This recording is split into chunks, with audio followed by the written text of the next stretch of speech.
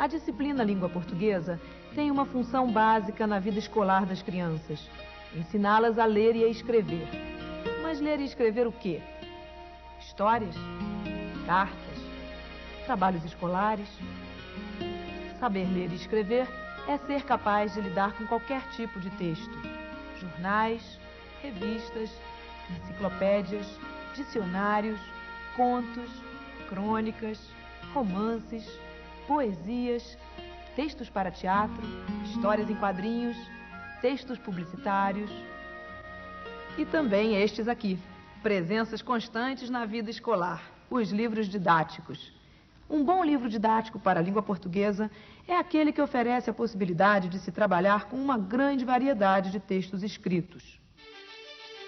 Mas por que tipo de texto começar? Não há uma única resposta para essa pergunta. Uma delas é trabalhar o texto narrativo, aquele que conta uma história. Ouvir alguém contar histórias é uma atividade que agrada as crianças e enriquece a sua formação. Escrever histórias também. Mas quando falamos em escrever histórias, logo pensamos em escritores. É comum os alunos pensarem que o talento para escrita é um privilégio de poucos eleitos. Muitas vezes isso diminui o seu empenho em aprender a escrever. Não quero escrever, não quero escrever, não quero escrever. Porque os colegas estão escrevendo um trabalho de grupo. Enquanto o Rodrigo escreveu, eu estou do seu lado, olha aqui. Olha só. Será que qualquer um pode ser escritor? O que uma pessoa precisa para ser um bom escritor? Ele tem que ter criatividade. Pôr a cabeça para funcionar. Precisa ter habilidade. Como que vai fazer história? Ter ideias. Será que essa tal de inspiração é fundamental para se fazer literatura? No século passado, Edgar Allan Poe, um famoso escritor americano, respondeu a essa questão. Vejam como. Numa meia-noite agreste, quando eu lia lento e triste, vagos, curiosos tomos de ciências ancestrais, e já quase adormecia, ouvi o que parecia o som de alguém que batia levemente a meus umbrais. Uma visita, eu me disse, está batendo a meus umbrais. É só isto. E nada mais.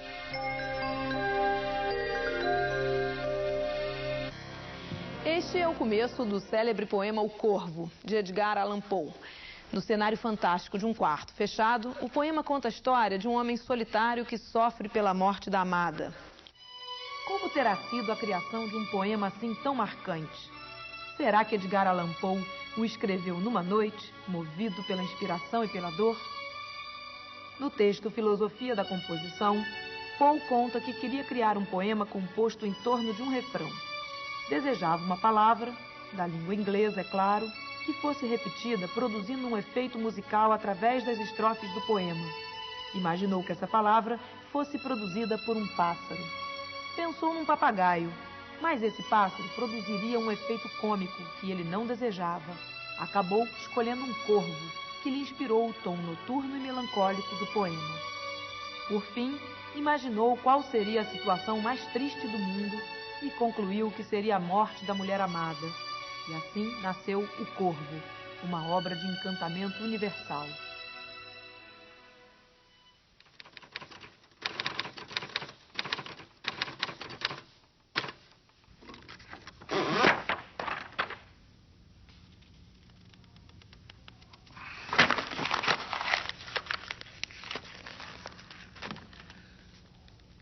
Edgar Allan Poe contraria a ideia de que o trabalho do escritor se dá a partir de um transe ou uma inspiração criadora. Como diz aqui neste livro, nenhum ponto de sua composição se refere ao acaso ou à intuição. E mais adiante, aqui, o trabalho caminhou passo a passo até completar-se com a precisão e a sequência rígida de um problema matemático. Problema matemático. Ora, vejam. Para Poe, O trabalho do escritor é sentar e escrever, reescrever e escrever de novo com a persistência até o texto ficar bom. É como diz o famoso ditado: o gênio significa 1% de inspiração e 99% de transpiração. O ideal é que as crianças possam aprender esta regra desde cedo.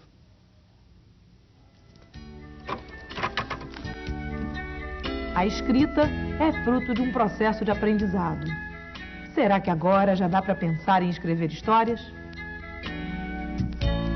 É uma história realmente interessante. Ela se chama João e Maria. Era uma vez um lenhador pobre que vivia numa casinha no meio das matas. Apesar de muito trabalhador, o lenhador passava fome, pois sua família era grande. A expressão "era uma vez" nos leva a um reino de magia. Há uma paisagem em que um sapo pode se transformar num príncipe, uma varinha pode ter poderes extraordinários e o confronto entre o bem e o mal, de fadas, magos e bruxas, conduz a conflitos espetaculares. Joãozinho e Maria iam andando junto com o pai para dentro da mata. Aqui e acolá, o menino punha uma das pedrinhas brancas de sinal. Quem são os personagens da historinha de João e Maria? João e Maria. João, Maria, A mãe e o pai. o pai. Os outros irmãos. A velhinha. A velhinha. Mas quem aparece mais? O João e Maria. E quem mais? Ao passar para o papel a história que ouviram, os alunos precisam da ajuda dos professores. Um bom começo pode ser conversar sobre os personagens da história, suas características, os diferentes momentos do enredo e aqueles de maior perigo para os heróis. Como começar a escrever uma história? O importante é mostrar algumas opções às crianças. Se seus alunos preferem escrever seguindo um esquema geral da história que foi lida e discutida, ótimo. Mas é fundamental deixar claro que é uma opção. Eles não são obrigados a fazer isto. Devem sentir-se livres para escrever do seu modo. Se quiserem trazer seus personagens do mundo das fadas para o meio urbano, por que não?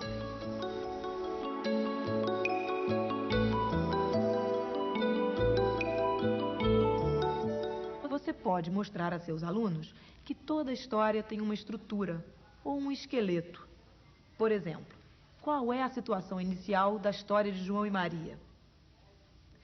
É a de um lenhador pobre que vive com sua família no meio do mato. Surge um problema.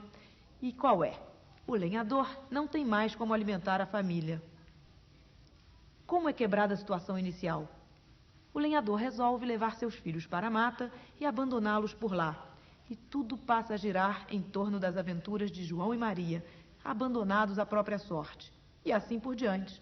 Desmonte a história. Mostre que sempre há um esqueleto ou um esquema por trás dela. Hoje a gente está dividido de uma maneira diferente, né? Vocês estão em duplas, porque a gente vai trabalhar com história, criação de história. Cada dupla vai criar uma história.